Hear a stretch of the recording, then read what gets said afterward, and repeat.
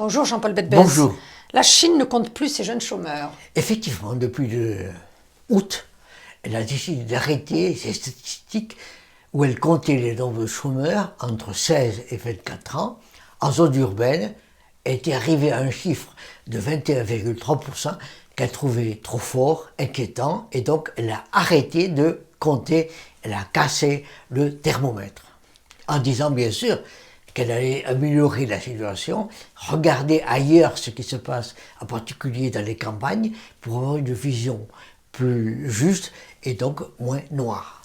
Elle n'a pas tout à fait tort, c'est quand même... C'est toujours... Ce genre de chômage est toujours dans les grandes agglomérations. Elle a techniquement raison, et surtout elle a politiquement raison.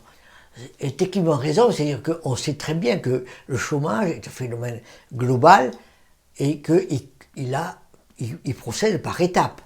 Mais l'étape 1 est toujours la ville, l'étape 1 est toujours les jeunes, et donc regarder ce qui se passe dans les villes et pour les jeunes, c'est regarder comment le phénomène naît.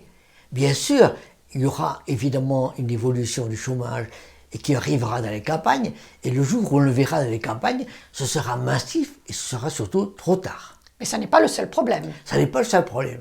C'est que la Chine aujourd'hui a un problème majeur qui est le problème qui concerne les prix, et là, elle n'arrive pas pour le moment à le masquer, c'est la déflation. Habituellement, il y avait une inflation de l'ordre de 4% à 5% en Chine. Puis on est passé à 0% et maintenant on est à moins 0,3%. Donc on est en déflation. Et l'activité s'est ralentie. Et ça veut dire bien que l'activité s'est ralentie partout. Ça veut dire donc qu'on a un problème majeur. Mais il n'y a pas que celui-là. Quel est le deuxième élément? Le deuxième élément est presque plus grave, parce qu'il aura des effets plus longs, qui est celui du logement. Ça fait des années que les Chinois s'inquiètent du financement de leur retraite et qui trouvent comme solution d'acheter des logements et de financer et de préfinancer des logements. Ils en ont préfinancé beaucoup, mais ils en ont préfinancé beaucoup trop. Et on voit bien aujourd'hui que l'on a une surproduction et un surfinancement du logement qui ne trouve pas preneur. Ce qui fait qu'on a aujourd'hui les organismes de financement du logement en Chine qui sont en difficulté majeure.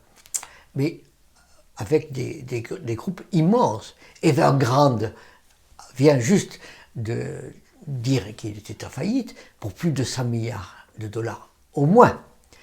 Ensuite, il y en a 2 ou 3 pour des valeurs semblables autour de 100 milliards aussi, qui n'arrivent pas à rembourser leurs dettes et donc à finir le logement, et donc ils ne pourront pas les vendre. On a bien un problème massif, majeur et durable sur le logement en Chine. Donc avec le grand risque de crise financière. Avec le risque de crise financière majeure.